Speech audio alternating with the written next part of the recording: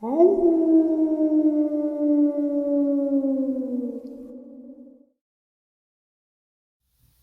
and salutations, everyone. I hope everyone is doing well today. Today I have a very unusual and very unsettling upload to share with you today. Before we jump into it, a couple links. As you know, I rely on Patreon, PayPal, channel membership, and the merch to help the channel to continue to grow and go. Links to Patreon, PayPal, and channel membership are in the description below. The merch is displayed directly under the video. Also, Dogman Frightening Encounters, Volume 1 through 3, the audiobook version. They were written and researched by Tom Lyons, narrated and produced by me, Jeff Nadolny. Those audiobooks are available on Audible, Amazon, and iTunes, links to which are also in the description as well. And finally, last but definitely not least, if you'd really like to help support this channel to continue to grow and go, simply subscribe. It does not cost you a cent. Click that like button, it takes half a second. If you don't want to miss out on any of the informative uploads I put out daily, click that bell icon, and folks, please leave a comment. Why? Well, because all of these things, they really do help this channel to continue to grow and go. And yes, folks, they definitely matter. Now, everyone, I have taken far too much of your time. Let's jump in to today's upload, shall we? Alright guys, so like I said, unusual and unsettling upload. I have not been going through my emails as of late regularly like I normally used to, with everything going on. And I am the only child, so what my mom and I are going through is pretty much all on my shoulders, holding her together and everything else together. So on top of being a single dad for 2 daughters and running this channel, my life is just wacky right now.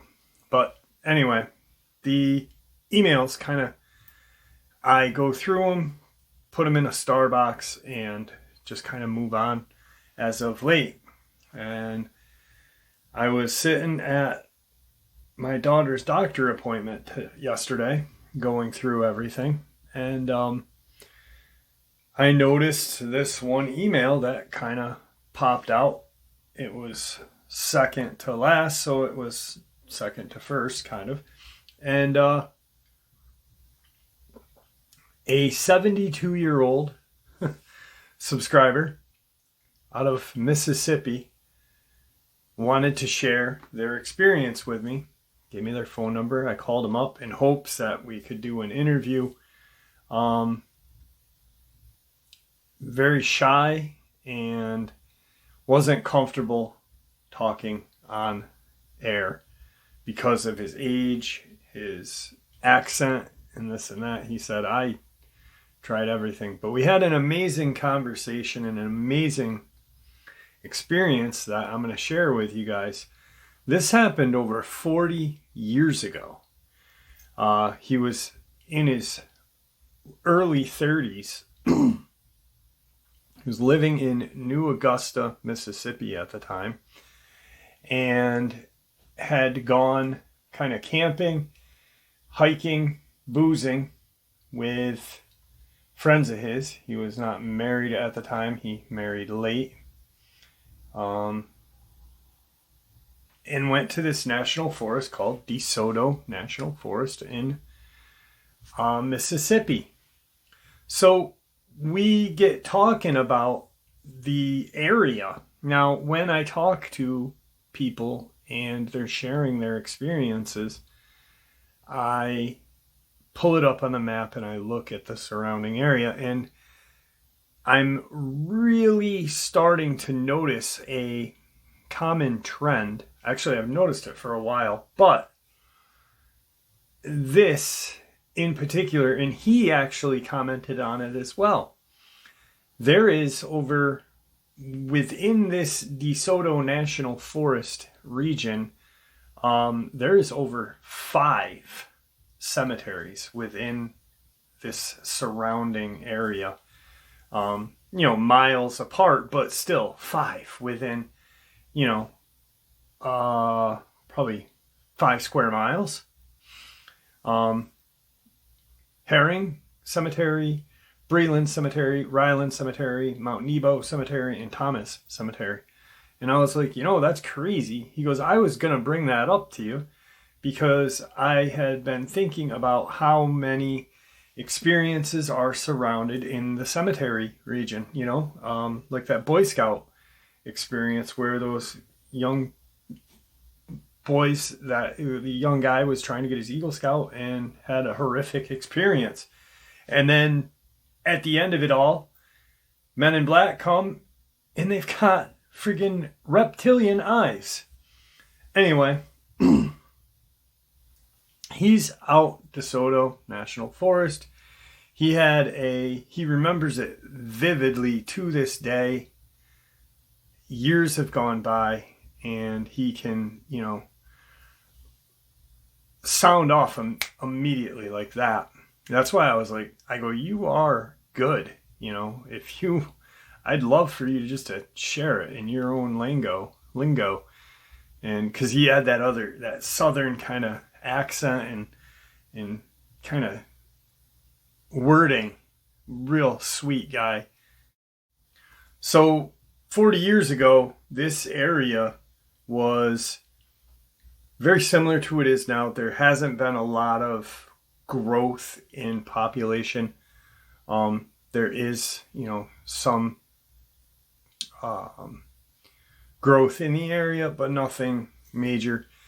And his name is Ashley. He goes by Ash. So him and his buddies, there's 4 of them, and they decide to go on this kind of camping excursion.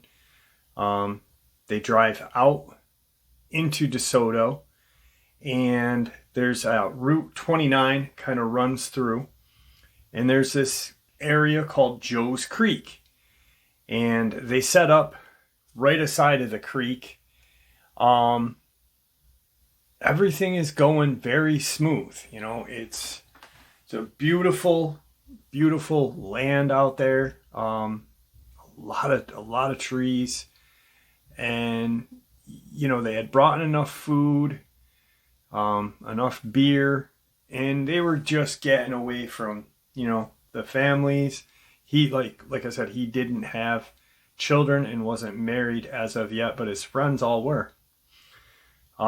So they had all heard of Booger, and which many of you know is Bigfoot. Nothing new to them growing up. Catamount, word used. It's a Southern term used quite frequently down there by the old timers. And so they're camping out. If you get there, it's probably just before dusk. They set camp up, and they are got their campfire going. They had actually stopped and grabbed a bite to eat on the way down, so they weren't too hungry. They were just drinking beers and relaxing. They had a couple of kind of makeshift lean-tos set up with tarps in an old army tent. He was sleeping in an old one-man army tent with a army cot. And probably right before they were going to crash out for the evening, they heard kind of this whacking, which we know now as tree knocks, and some whooping off in the distance. Of course, they are armed. A few of them had pistols, and there was a couple of rifles, long guns with them. They weren't too worried because as far as he was concerned, he had heard this, this isn't his first time. He's never seen anything, but he's heard it. He's felt that silence. He's, heard the noises. Few of the guys are kind of, what the hell is that? They end up calling it a night. They get up the next morning, everything's good.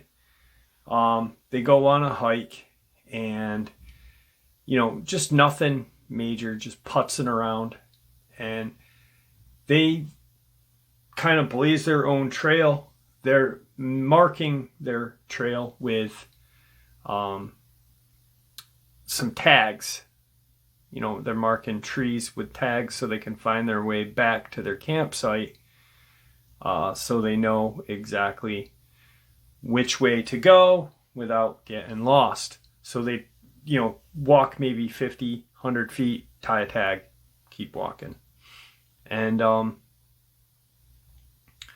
probably two hours into their hike, one of the guys keeps catching something out of the corner of his eye.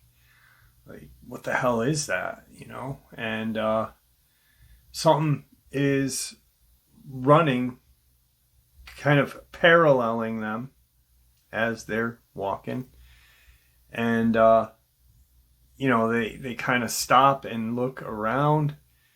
They realize that the silence is there, and that's when they really start to kind of like, what should we do? Ash is like, let's just keep pushing on. We can't show any fear. I've never seen one of these things. I'm not seeing anything out of my periphery. But if you are, let's just keep pushing on. Let's not show fear. Let's not acknowledge them, and they won't bother us. That was his view on this. They get to this kind of clearing area, and they sit down, getting a drink of water from their canteens. And once again, 40 years ago, plastic bottles were not a thing. Old canteens were. And they're relaxing and kind of getting ready to go back, figure out what they're going to do for dinner, and drink some more beers. They're about 1.5 miles, 2 miles from their campsite. They're not too far, but they're not right close. They start hiking back to a camp, and that's when he notices something out of the corner of his eye, and he continues to walk. He doesn't say anything to anybody, but he's keeping an eye out. And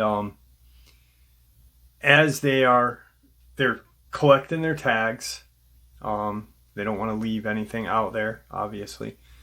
And he thinks that he sees this wolf running on all fours, but he's like, that's way too big to be a wolf.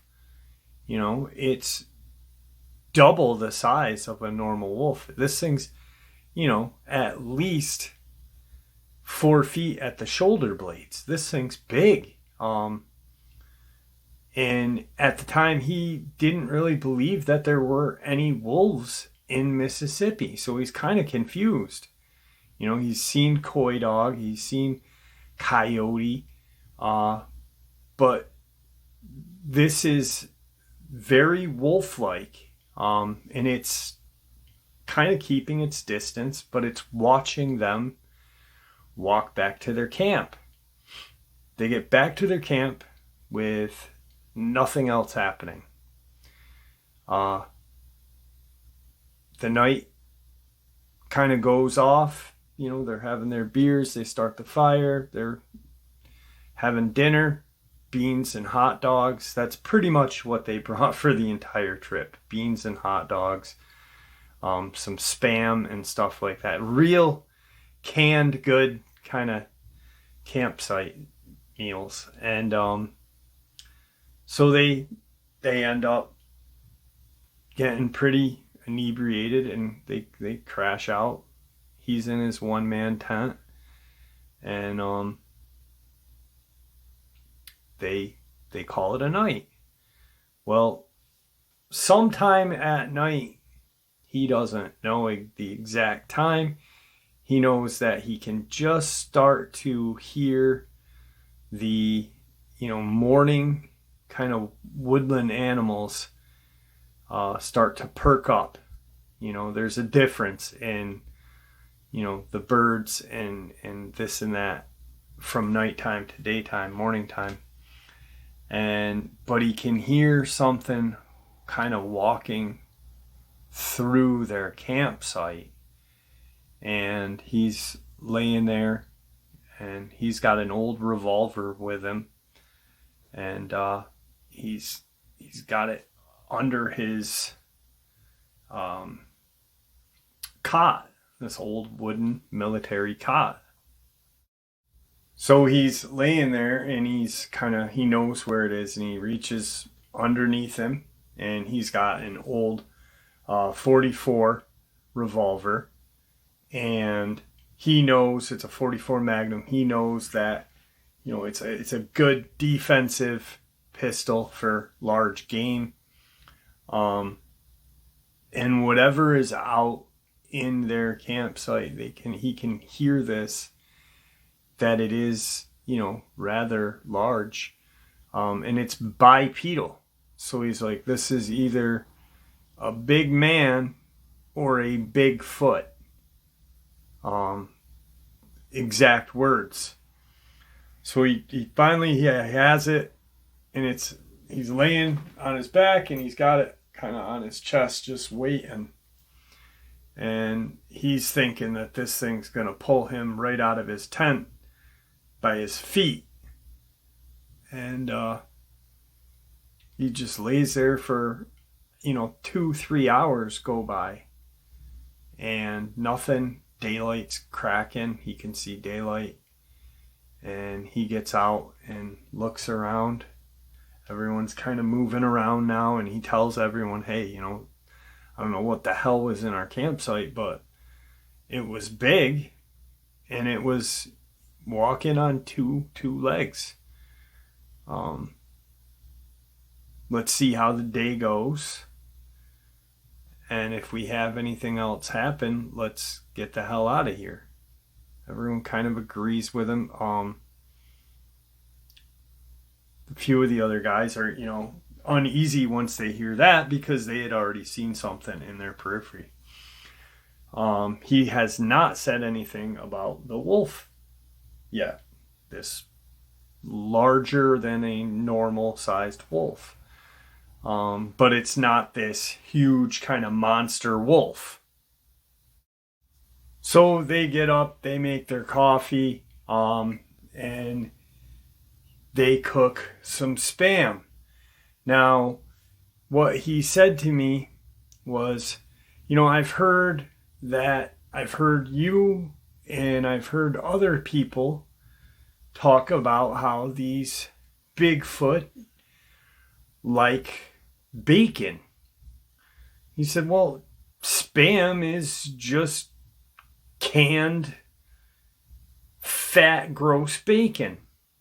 I kind of agreed with him at that point, because it's canned and it is gross, but it is good.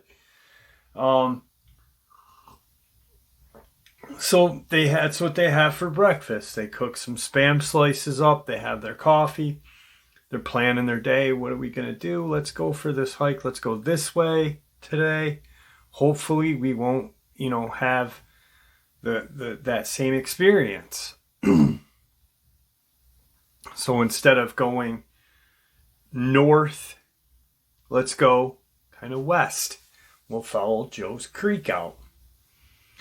About an hour, 2 hours go by, and they decide, all right, let's get this day going. We've only got a day left.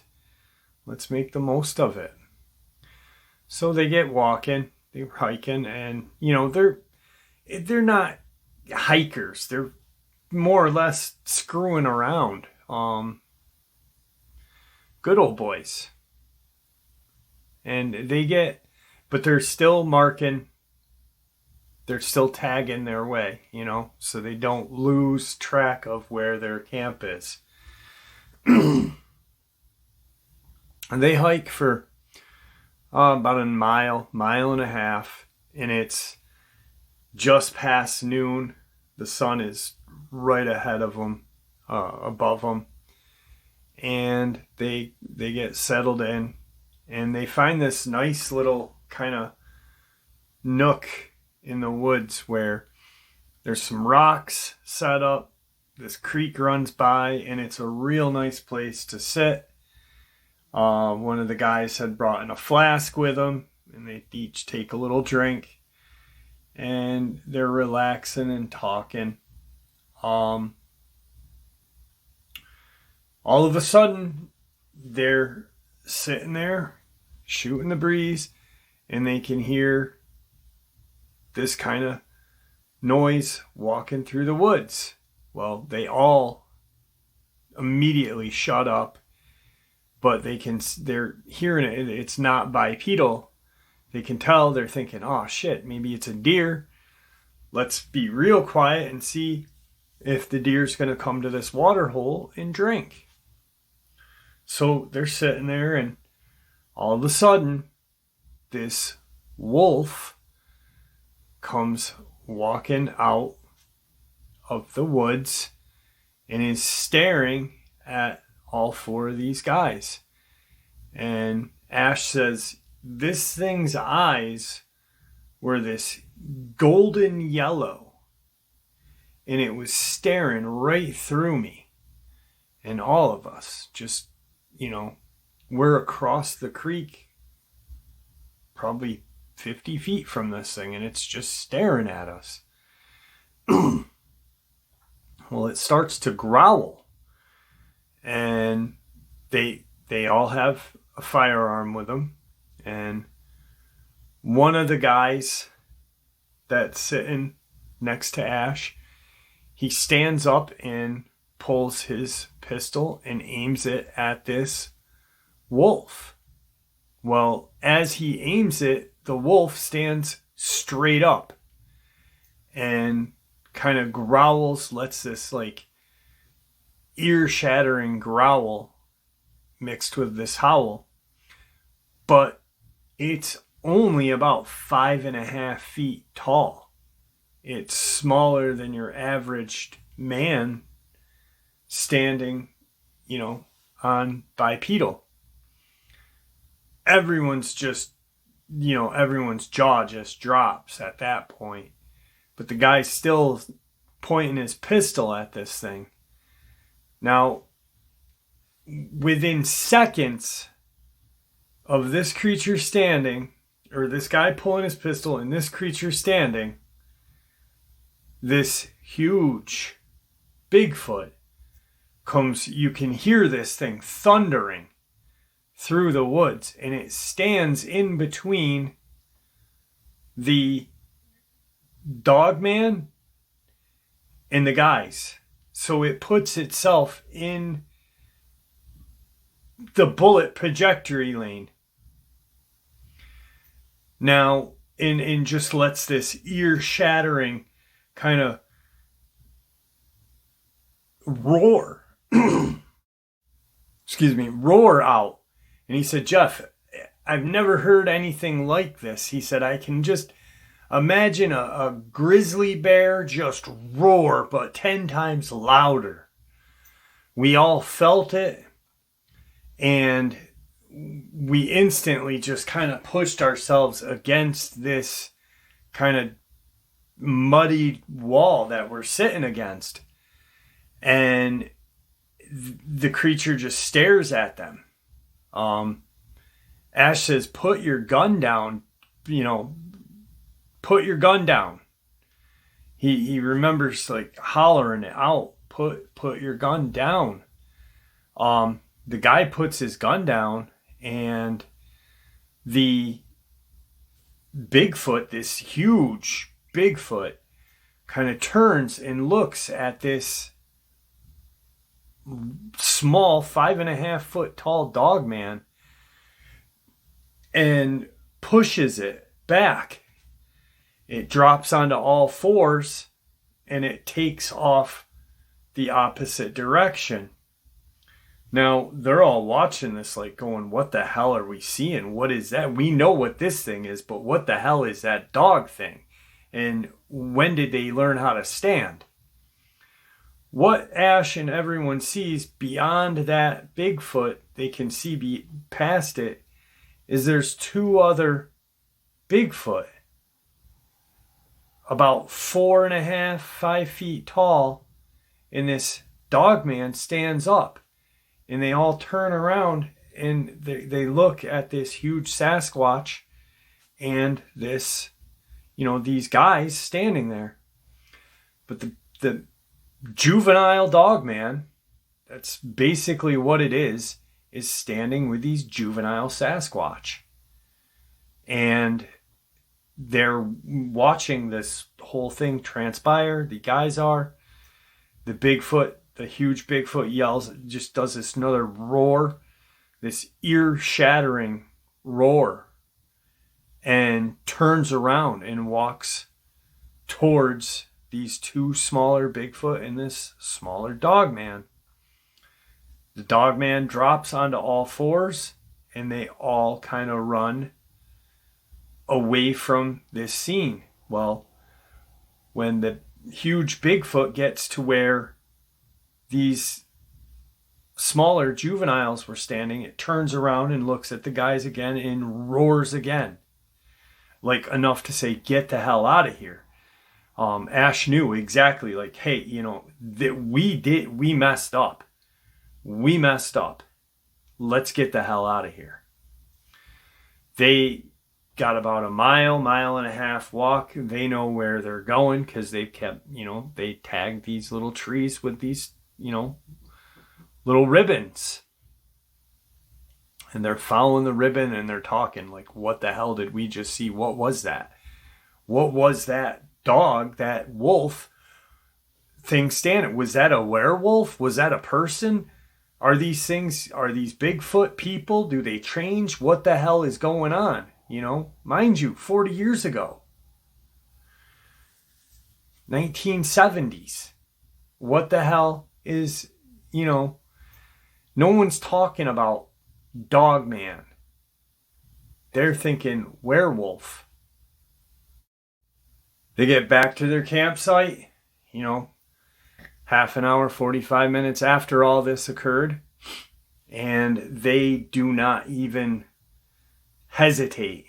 They just start packing everything up and putting everything in.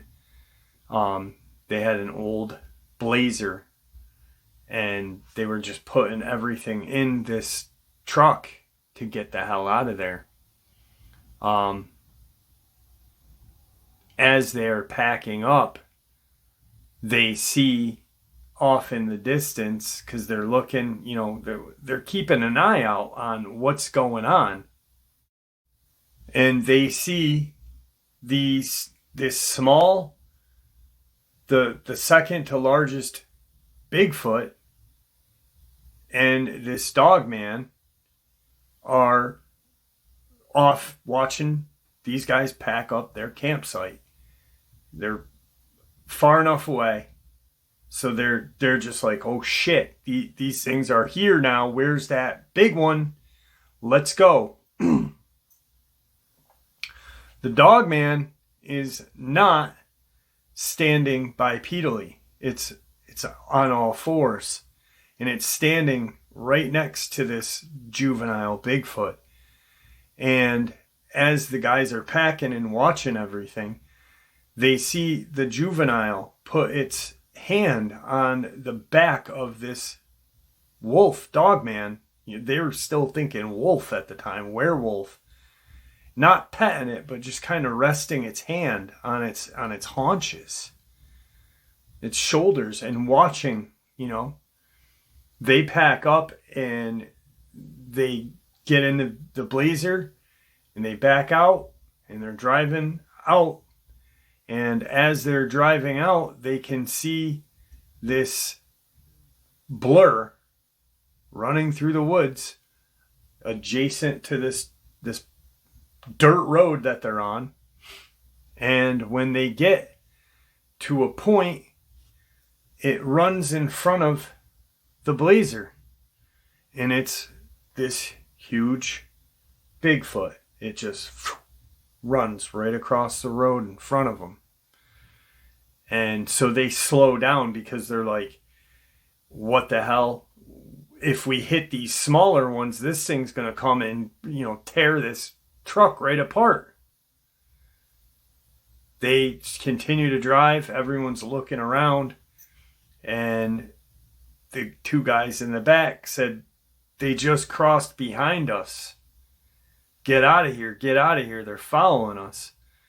They make it to 29 and they haul ass back home to New Augusta.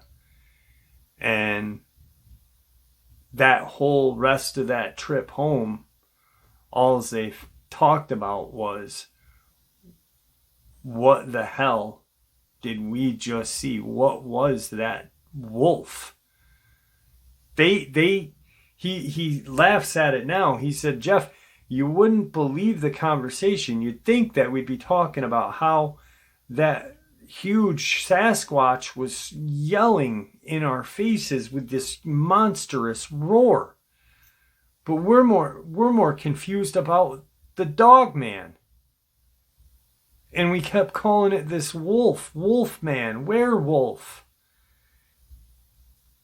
And now here we are, 40-something years later, and we have a name for them. He said, but I'll tell you what, Jeff, I see why Luke and his family call them a walking wolf. Because Dogman, as much as it fits, walking wolf fits a hell of a lot more than a Dogman. And we speculated on, what might have happened, why this juvenile Dogman was with this Sasquatch family. Maybe, he said maybe this Dogman was a pup and maybe the mother or whatever had gotten killed by this huge Sasquatch and this Sasquatch took it in. But he said it was nothing my brain will ever forget. He said to see this thing stand in front of us and my buddy point the pistol and then it just stands up and it wasn't afraid. He said it wasn't. There was not fear in this juvenile Dogman. He said, but the second that Sasquatch got right there and you could hear just this pounding, he said it sounded like a bulldozer was going right through the woods, clearing away. But when it stood in front of that juvenile Dogman and pushed it back, that juvenile knew to get out of there and go back to where its friends were. He said, and then when we were watching this juvenile Bigfoot and Dogman stand there watching us, and that Bigfoot put its hand on its shoulders. A couple of the guys were like, maybe that's its pet. And years go by and Ash says, I don't believe in any way possible that was a pet. He said, I think that something happened where that Dogman's family, I don't know how they grow up, but something happened to where that juvenile Dogman was raised by that huge Sasquatch and its juvenile children. And that was the scariest, most life-changing experience Ashley has ever had in his entire life. He said, shortly after, I met a girl at a bowling alley. He said, I don't go in the woods anymore to drink beer. He goes, I didn't go in the woods after that to drink beer. He said, I drink beer at home or in a bowling alley. He said, screw the woods. I know what's out there. He said, those things are out there. And then he started to think about things as he learned what Dogman was.